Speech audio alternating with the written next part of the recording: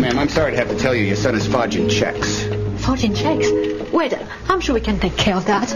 I'm working part-time at the church now. Just tell me how much he owes and I'll pay you back. So far, it's about $1.3 million. And the only thing that held the tent on the ground was me laying in the tent. I helped them for about 45 minutes, and we still couldn't figure out how to put their tent up. It's a bear! It's a bear!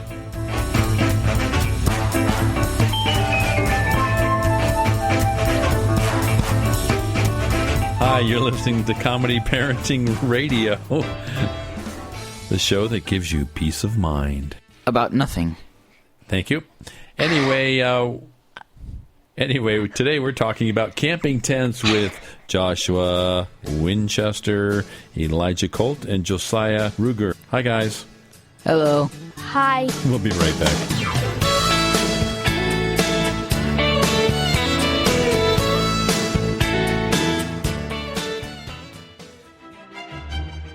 Guess who needs to laugh the most?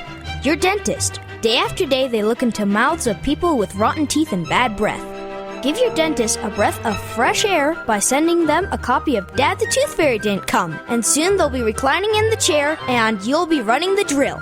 To pick up your copy, send $20 check or money order to Tooth Fairy, 400 Prospector Trail, Marble, Colorado, 81623. That's Tooth Fairy, 400 Prospector Trail, Marble, Colorado, 81623.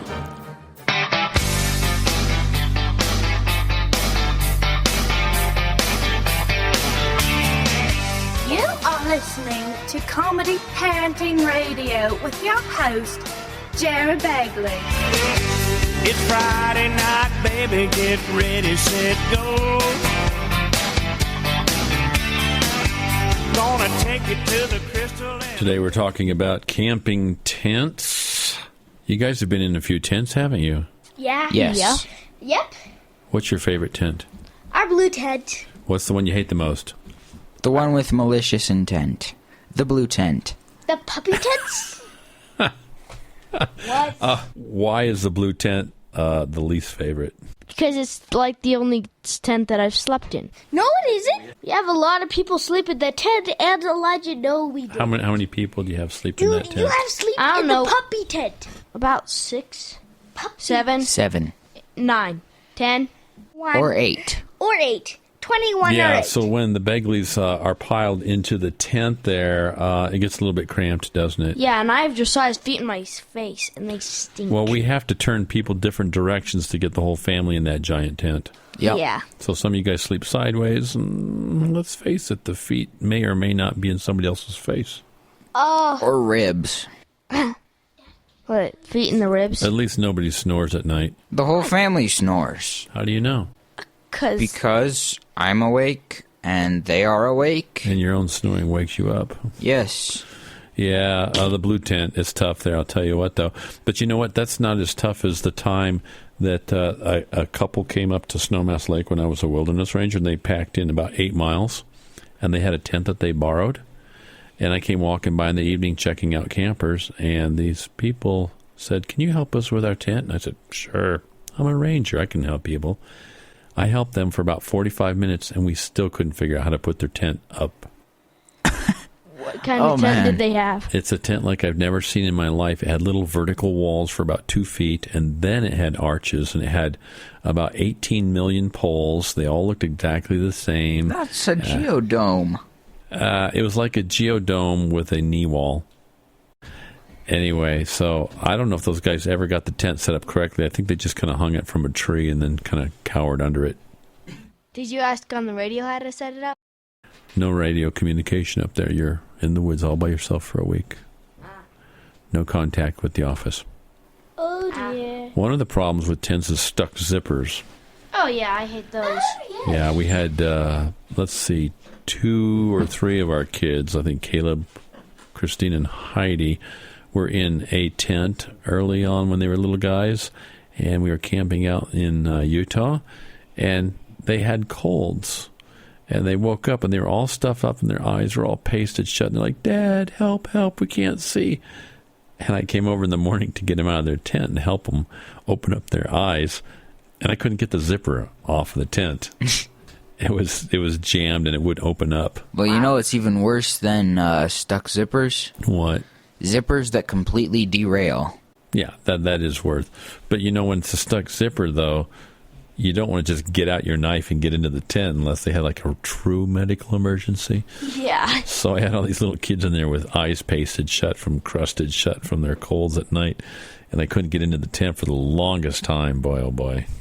But they survived, right? Did their eyelashes come off when you opened up their eyes? Pretty much. Okay, Comedy Parenting Radio, we're talking about camping tents. We'll be back in just a moment. That was funny. My camping tent, it's my transportable, affordable apartment where I open the roof, zipper, and can watch the Big Dipper rising as a breeze blows through the window vent. It's time well spent living in my camping tent. Okay, forest animals, kids are coming to the forest, and it's up to us to make their visit a good one. Sparrow, have you practiced the most popular bird songs for the year? Of course. Catchy. I like it. River, how's the temperature? It's a refreshing 52 degrees, man. I love it. Turtle. He's not here yet, man. He's late every morning. Okay. Squirrel. The forest has been preparing just for you. To learn more about cool things to do in the forest, visit discovertheforest.org. Brought to you by the U.S. Forest Service and the Ad Council. This moment of uncontrollable laughter was made possible by a 32-year-old man with little to no coordination attempting to execute a simple cartwheel. His name is Sergeant Warner, but young James, our laughing friend here, simply calls him Dad. The smallest moments can have the biggest impact on a child's life. Take time to be a dad today. Call 877-4DAD-411 or visit fatherhood.gov. Brought to you by the U.S. Department of Health and Human Services and the Ad Council. Comedy Parenting Radio.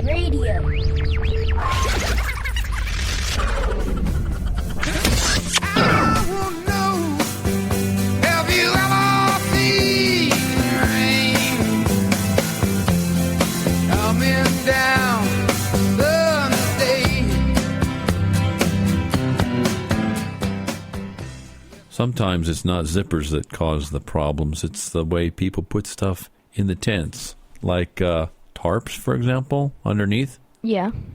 I had a relative come out to visit me and went to camp up at the Maroon Bells, had a really nice new tent, had a really nice new big blue tarp.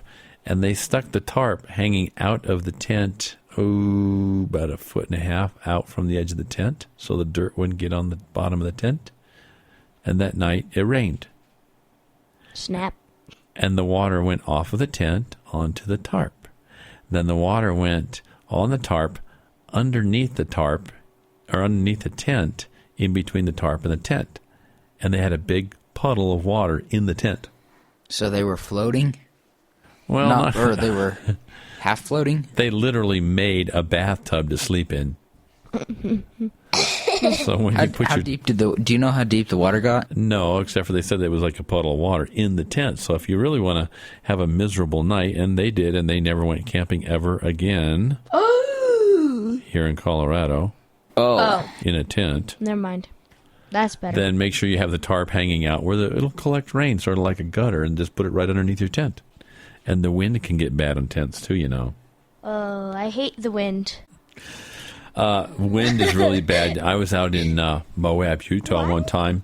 I set my little 2-person tent up in the campground, and there's the Venturi effect. You know what the Venturi effect is? No.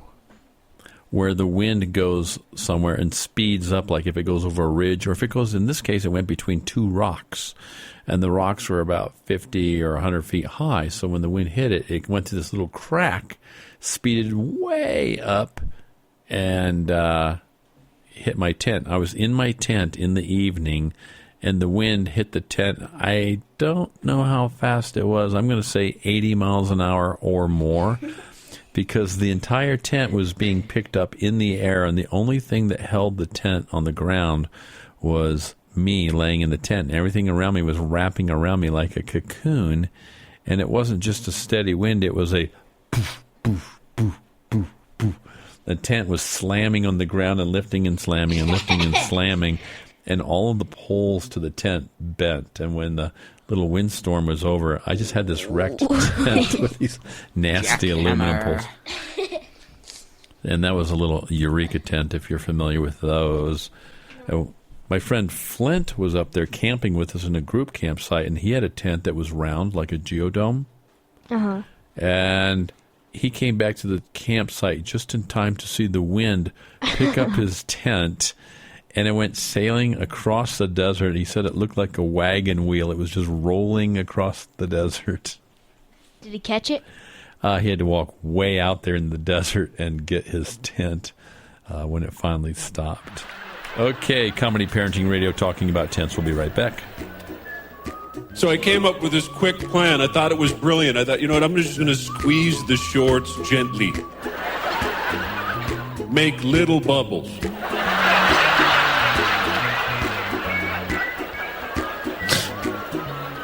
Try to match the bubbles in the hot tub. Who's going to notice that? Everyone. It wasn't little bubbles. It was one gigantic bubble. And all the women were... And I said the wrong thing. I was, pardon me. Error, probability 0. Impact with high order detonation. Have a nice day. What kind of man are you anyway, you do right? Oh, dangerous one. Said anything yet? Yeah, we're innocent. Till the DA offers him a deal. He already has. Regular or extra crispy. He was either referring to fried chicken or the electric chair. One of my best favorite tent stories, though, is when I was in Yosemite National Park with my college buddies. It was Mark and another guy named Jerry.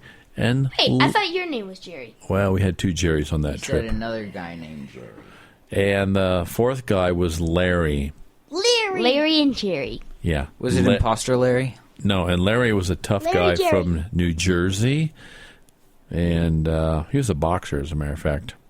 Anyway, we're in Yosemite National Park, and it's evening, and there are signs everywhere saying, don't feed the bears and don't leave any food anywhere that the bears can get. Except for in your stomach. Leave it in your stomach, please. Yeah. Or else you'll starve. And Larry was eating some gorp at night, which is peanuts and raisins and M&Ms. Mm-hmm. Larry dropped a raisin on the ground. Oh, no! And by the picnic table, and my friend Mark said, Larry, you need to pick that raisin up or it'll attract bears tonight. And Larry's like, what do you mean? And Mark said, they can smell a raisin and it attracts them to our campsite, so pick that raisin up.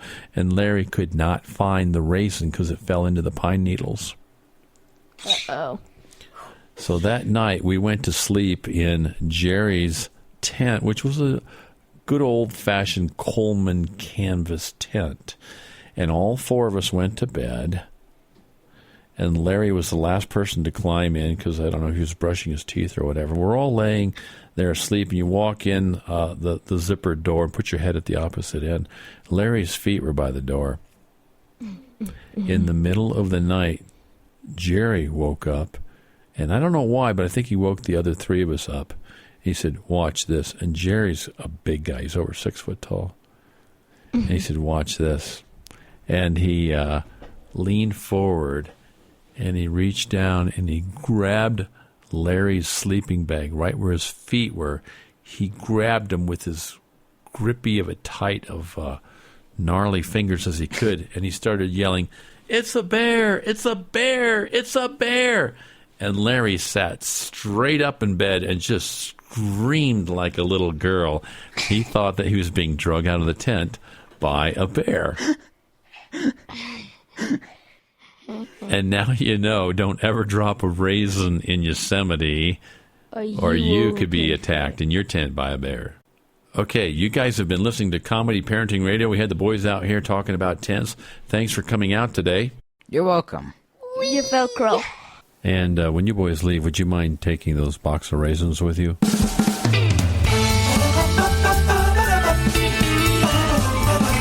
Don't do anything stupid until I get back. How can I? Taking all the stupid with you.